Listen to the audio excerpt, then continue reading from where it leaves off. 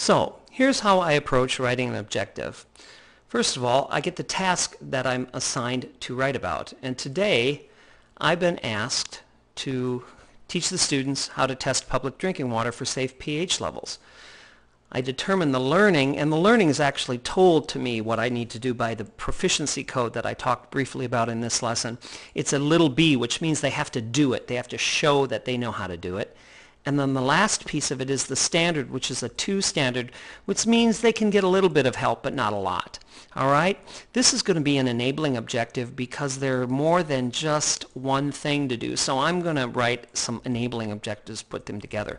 The most important thing I think right now is they've got to be able to operate the pH pen to take a sample. So I've got a handy-dandy list of verbs that go with my B level that I use. And then I'm going to take and write one of those verbs.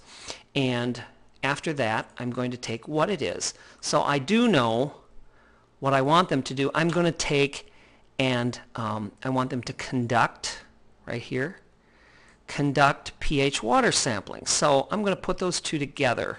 Conduct pH water sampling. Great. Okay, then the third thing is if.